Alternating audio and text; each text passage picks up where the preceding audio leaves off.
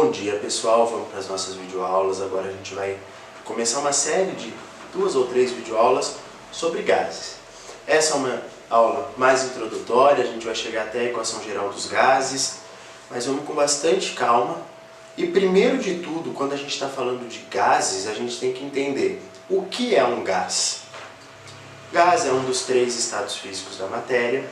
A gente tem nos gases as moléculas com muita energia cinética, então elas estão num nível de movimentação muito alto, elas estão muito agitadas. Isso impede que as moléculas fiquem muito próximas uma das outras, elas vão estar mais distantes. E com isso elas ganham uma série de características muito especiais. Para a análise dos gases, como na maior parte das análises que a gente faz, a gente começa por uma análise do que é um gás ideal. Pensa na física, sempre a gente começa pensando numa situação ideal, a gente desconsidera a força de atrito, por exemplo, na física, mesma coisa aqui nos gases. Para começo, a gente vai pensar num gás ideal. O que seria um gás ideal, então? A gente desconsidera qualquer interação entre duas moléculas. Um gás ideal, primeiro de tudo, uma molécula está muito distante da outra. Num gás, as moléculas realmente estão distantes, mas no gás ideal a gente desconsidera qualquer interação intermolecular. Não tem força de atração entre duas moléculas, não tem força de repulsão entre duas moléculas, não existe colisão entre duas moléculas. Duas moléculas de um gás não se enxergam, elas estão bem distantes uma das outras, não tem nenhum tipo de interação. Esse tipo de coisa se dá também porque no gás ideal a gente desconsidera o volume das moléculas de gás. Por quê? Como a gente está considerando um espaço grande, o volume da molécula em relação ao recipiente é facilmente desconsiderado. E assim, se as moléculas não têm volume, a gente desconsidera qualquer tipo de atração ou repulsão ou colisão entre duas moléculas. Então as duas moléculas não vão colidir, as duas moléculas têm 2 ou mais moléculas, volume desconsiderável. Também é importante, as colisões com a parede do recipiente são totalmente elásticas. O que isso significa, pessoal? Que a hora que a molécula colide com a parede do seu balão, seja, sei lá, um recipiente de vidro, de ferro, não existe dissipação de energia em outra forma que não energia cinética. Então a molécula colide e volta com a mesma energia, ela não perde energia na colisão. A energia não é dissipada na forma de calor, luz, som ou qualquer coisa. Esse é um gás ideal. É importante que a gente trabalhe aqui, a partir de agora, pensando que todos os nossos gases são idealizados. Que tudo que a gente vai pensar são modelos que representam bem próximo do que acontece na realidade. Para a gente analisar os gases, a gente tem que pensar em 3 parâmetros fundamentais, que são volume, temperatura e pressão. Pensando volume é o espaço que esse gás vai ocupar. Imagina que você tem uma bexiga. O volume, o tamanho que a bexiga ficou depois que você encheu, é o volume desse gás. Você pode fazer coisas que vão aumentar ou diminuir a bexiga. E é isso que a gente vai analisar, a relação entre o volume dessa bexiga. Então a gente sempre vai estar pensando em recipientes que são móveis, que podem aumentar ou diminuir o volume. Então, por exemplo, você tem uma bexiga, numa bexiga você pode aumentar ou diminuir o volume dela. Você tem uma seringa, a seringa tem um êmbolo móvel, então ele pode aumentar e pode diminuir o volume. A maior parte das vezes a gente vai trabalhar com esse tipo de análise. Ok? Próximo passo, galera, depois do volume bem, definição bem simples. Volume, geralmente, na maior parte das nossas contas, a gente calcula ele em litros. Existem outras unidades de volume? Existem, mas a principal é litros. Pressão, que é a próxima que a gente vai analisar, é a força que essas moléculas vão fazer na parede do recipiente. É fácil a gente pensar em pressão. Imagina um refrigerante, uma garrafa de refrigerante que está pela metade. Você consegue apertar essa garrafa de refrigerante até um certo ponto. Se você chacoalhar essa garrafa de refrigerante, você vai liberar mais gás, você vai aumentar a pressão. você percebe que você já não consegue mais apertar tanto essa garrafa. Por quê? As moléculas gasosas ali dentro estão fazendo força contra a parede do recipiente, estão fazendo mais força. É por isso que a hora que você abrir essa garrafa, essas moléculas gasosas vão querer sair adoidadamente, você vai derramar o seu refrigerante por tudo. Porque a força está muito alta. A pressão que o gás está fazendo ali dentro da garrafa do refrigerante é alta. Então, por uma definição, pressão é a força que essas moléculas de gás exercem na parede do seu recipiente. A pressão, a unidade mais comum, a unidade que nós vamos utilizar é ATM. Existe outra muito importante, que são os milímetros de mercúrio. E o importante para a gente, para converter unidades aqui, é que 1 ATM é equivalente a 760 milímetros de mercúrio. Se a gente vai fazer qualquer tipo de análise, a gente pode, meio ATM, 380 milímetros de mercúrio. Vai sempre traçando essa proporção.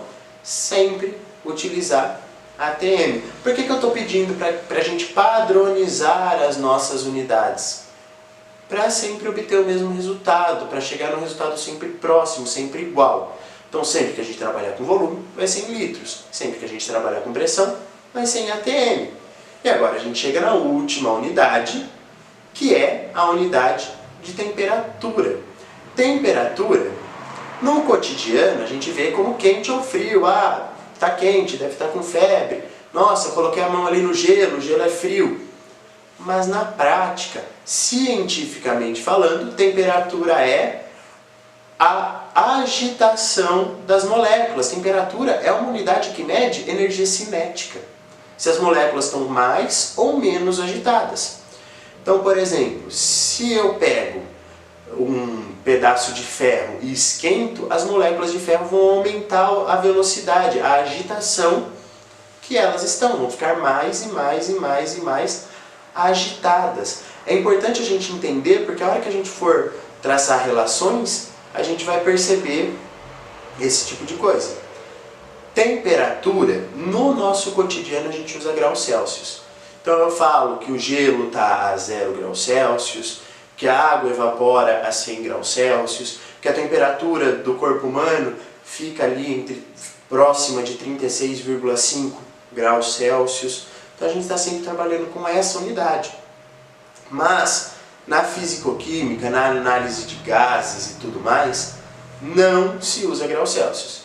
Primeira maneira facinho de vocês errarem exercícios é utilizando graus Celsius.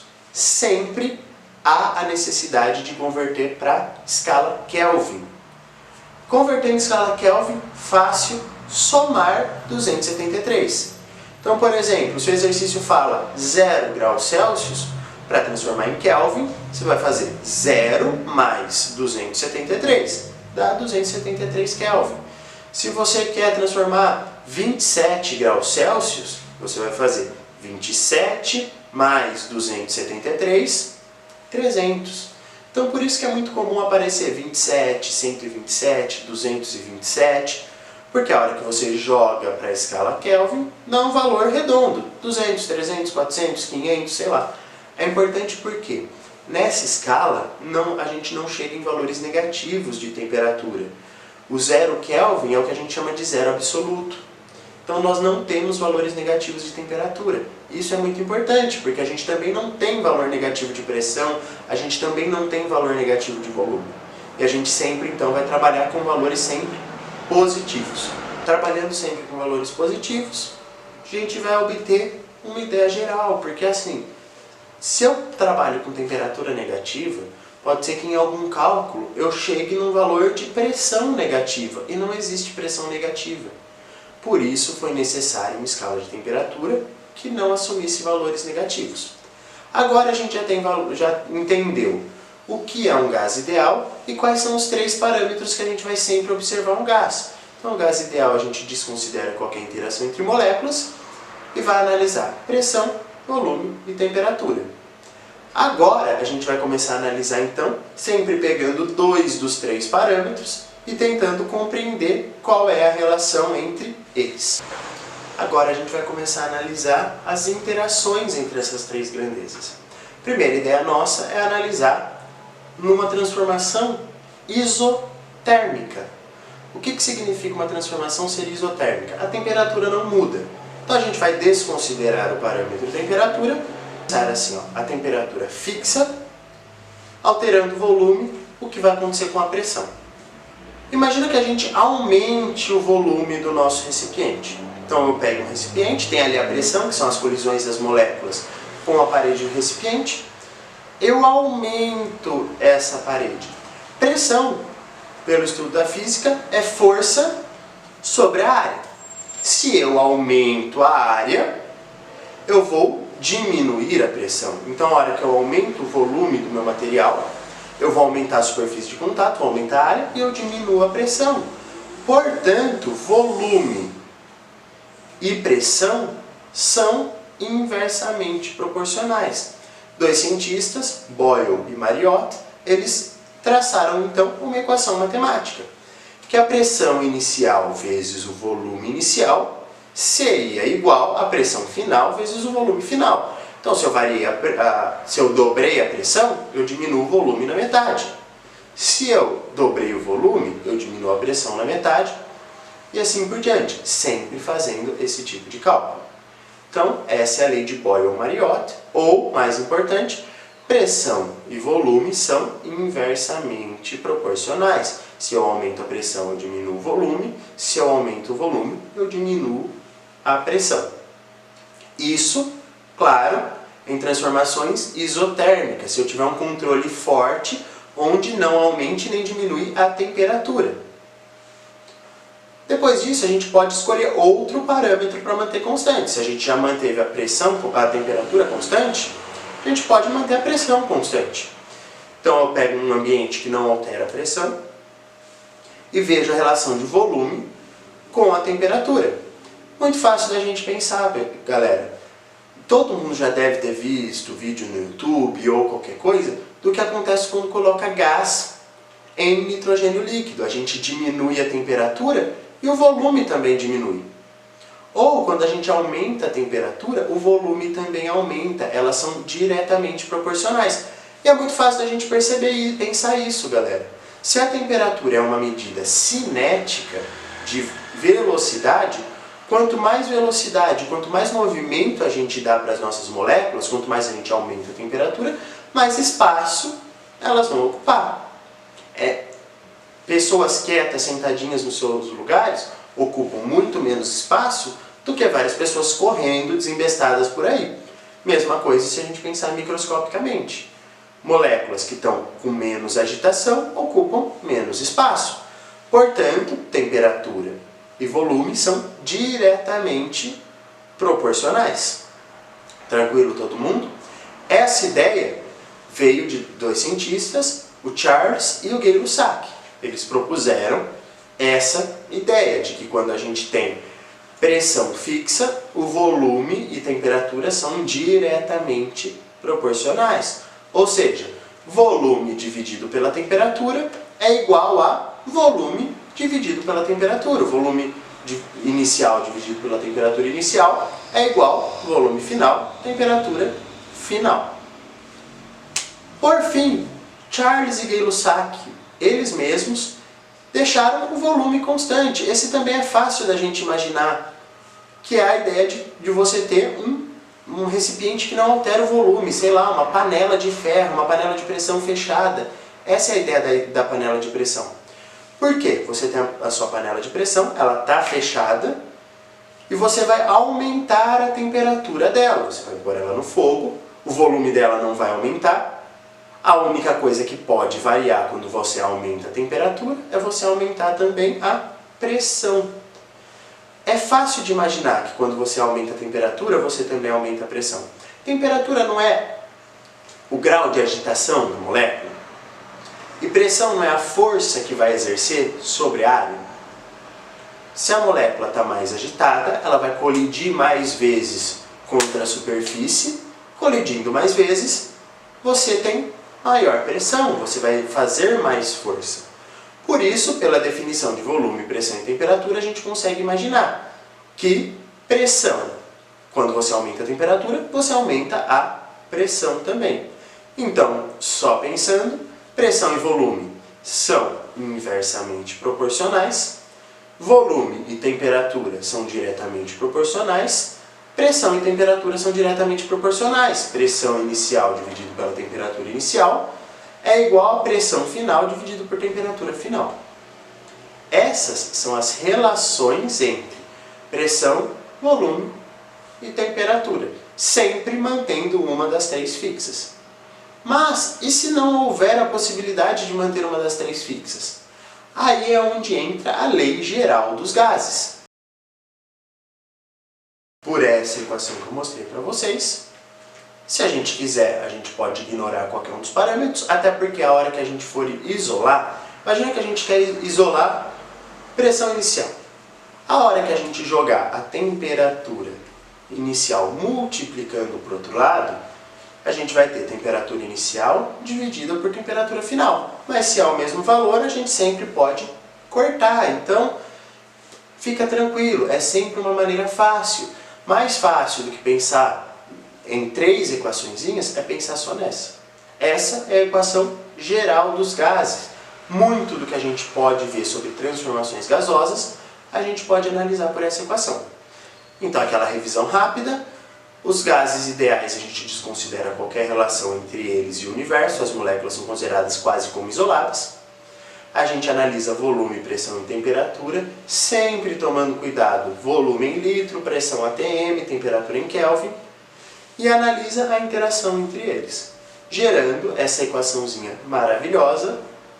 Pressão inicial, volume inicial dividido por temperatura inicial é igual a pressão final, volume final, temperatura final. Com isso, eu posso dizer para vocês, por exemplo, que eu tinha um gás em uma determinada temperatura. Dobrei o volume, dobrei a temperatura, o que acontece com a pressão? Você consegue montar a sua equação, analisar a pressão final e chegar à conclusão que a pressão não mudou nesse caso. Por que eu posso dizer que a pressão não mudou nesse caso? Olhem aqui do lado. Pressão inicial, volume inicial, temperatura inicial. Pressão final, volume final, temperatura final. Posso substituir volume final por 2 vezes o volume inicial.